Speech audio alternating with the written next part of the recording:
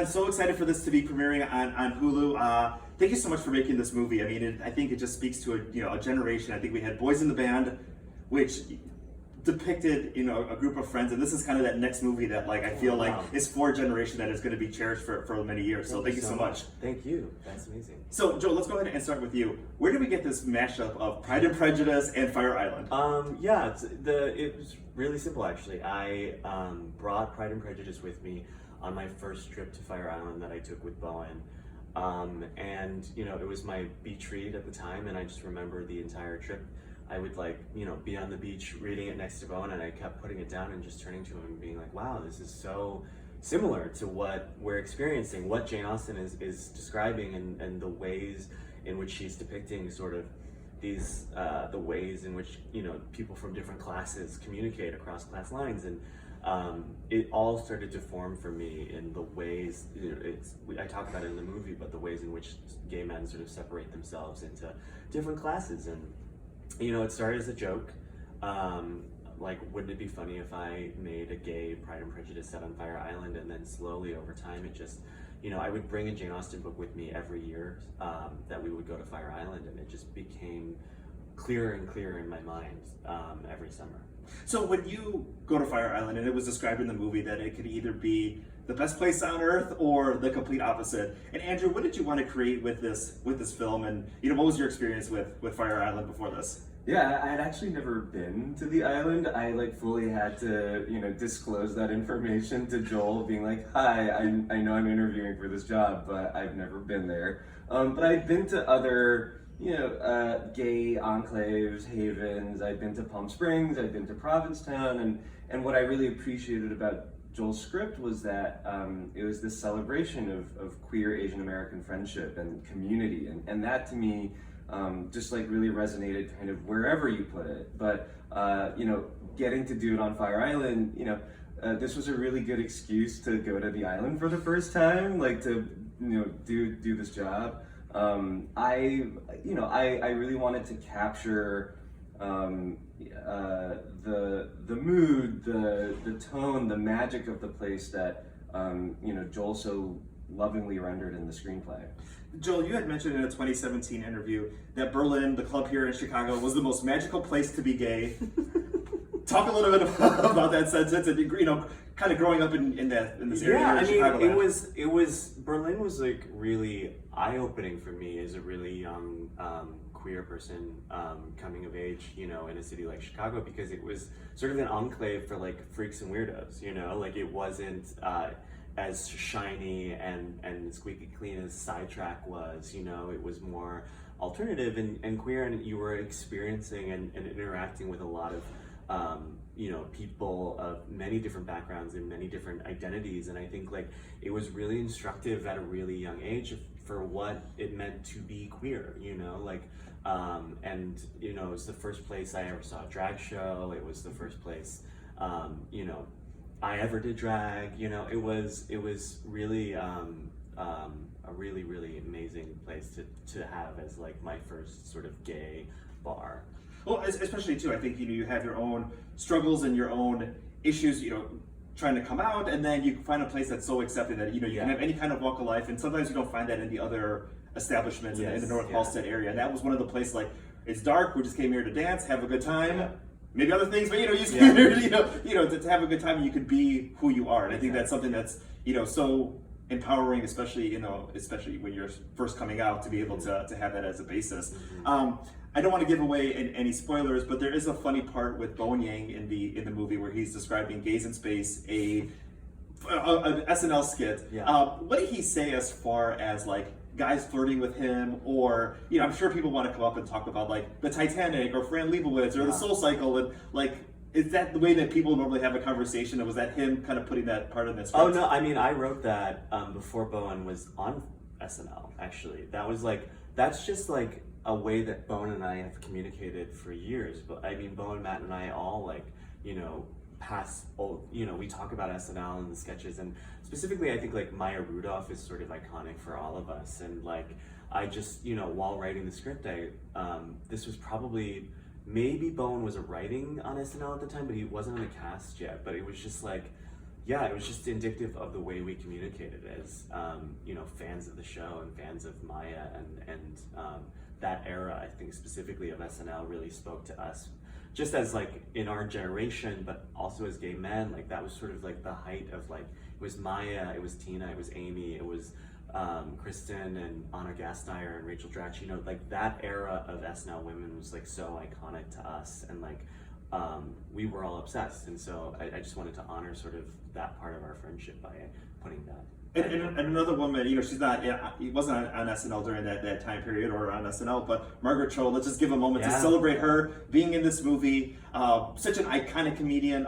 Andrew, let's talk a little bit about, you know, directing her and, you know, what it was like to have her in this film. I mean, it was so meaningful to me to work with her. You know, both Joel and I, like, watched All American Girl when it came out, and I think it really helped us kind of see ourselves in this art form.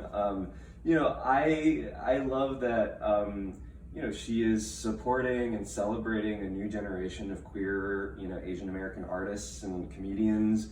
And we just had so much love for her on set. She had her dog Lucia, and every time we, you know, would do a scene with her, you know, if there was a moment where she just got to like play it up, like the cast would come and like gather around me at the director's monitor just to see what she was gonna do. You know, she's amazing, and I'm so glad that she could be with us on the island. Did you write the part for her with her in mind? No, actually, the part was originally written for a man.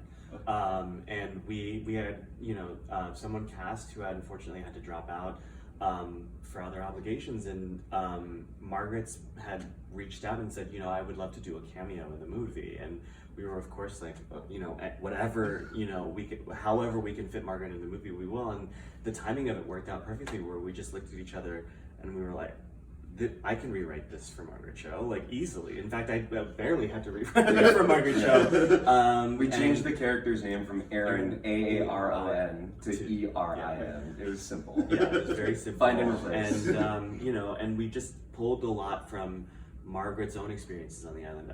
She tells a story at dinner in the movie, and that is a real Margaret Cho story that she actually experienced on the island. So yeah, she was a real delight. I want to talk a little bit about the character of James Scully, the vacation boyfriend, you know, material, especially, you know, that, because I think a lot of times people get frustrated with dating or kind of going to the same places, and you're looking for something new, something exciting, and then you meet somebody and that just kind of changes their whole perspective of like, I'm going to move here, I'm going to do this. Let's talk a little bit about that vacation boyfriend, or that, you know, that aspect of hoping to meet somebody, maybe on Fire Island or just, you know, wherever you might travel. Yeah, I mean, that happened to me. My current partner was my vacation boyfriend in Puerto Vallarta, Mexico. I met him, and he was supposed to be night 1 guy, and he was now night 347 guy. So it is like a real phenomenon that I've experienced many times before, and I think that especially when you're in a place like Fire Island, like it can be really overtaken by like the magic of that place, and it's really sort of like the ideal place to meet and fall in love. And even if it's just for the week, it's such a magical experience to fall in love on that island, and it's happened to me many times. What was it like to, you know, have this relationship, but also have that script, and then maybe watching the film together, kind of knowing that this was a little bit of your story as well? Yeah, I mean, it really, I wrote the script before I met my boyfriend, and I was in the very early stages of dating him while we were rewriting the script right before we were shooting, and it really did inform a lot of the direction that both the central relationships in the movie sort of took, because it was not an easy, you know, beginning of a relationship. We were long distance, and you know, there's a lot going on, and so like I really did sort of put a lot of my own feelings and experiences with this relationship into both Bowen's story and my own, in that, because I was struggling in the same way that Noah struggles in the movie. I was, you know, I have never really wanted a relationship, and I do so well on my own. That line is something that, like, some of the lines that are things that are ripped directly from what I said to my boyfriend at the time, and it was really strange to watch it with him for the first time, I think, because I didn't think I primed him for how much was going to be ripped from the headlines of our own life, but he loves the movie. I could see how much, like, the film really started to resonate with Joel. Like the timing of it, as we were going into pre-production, I was just like, God, I hope his relationship continues while we're filming, because if it doesn't, he's going to be so cynical about love, you know, but it worked out. Yeah. And the final thing I want to ask both of you, as far as what you're hoping this film does, it's going to come out during Pride Month, friends gathering to watch it, you know, what does it mean to have those kind of movies that everybody can get together and see themselves in?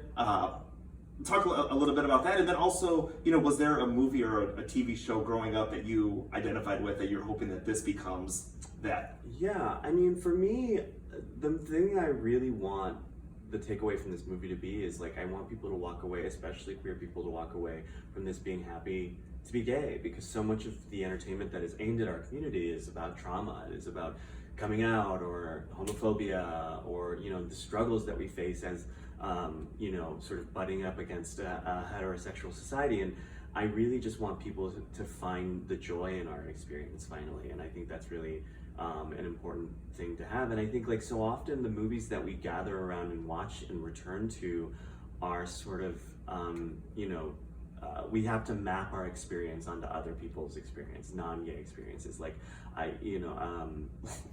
for me, like, a big movie that I watch with my friends over and over again and have for a decade now is like Mean Girls. And, you know, it's like, that's not about us necessarily. There is a gay character in that movie, but it is about, like, we sort of have to map it on to that. Or like movies like Clue, or, you know, any sort of, you know, movie basically starring women. I was gonna say Romeo and Michelle's High School. Yeah. Clueless is a big one, you know, and I hope that, you know, some people can finally have a movie where they, like, very directly see their own queer experience reflected back to them. And what about you, Andrew? I mean, I hope people go on a big gay vacation, you know? Like, I hope that they're inspired to take some time for themselves to, like, you know, go and be a part of a community, to celebrate with friends. Like that was a big part of why Joel wanted to make the movie, was to, like, work with Bowen and spend a summer together. And you know, I think that the spirit of how we made the film, I hope, inspires people to, you know, like, go off and have their own big gay trip. Might there be a Fire Island sequel, or are we working on that? That's $1 million question. I think, like, my stance on that right now is we'll probably do something like And Just Like That. In 20 years, we will all return to the island and see what these characters are doing in 20 years. Hopefully the island still exists. That is amazing. Thank you so much for your time today. Yeah, thank you.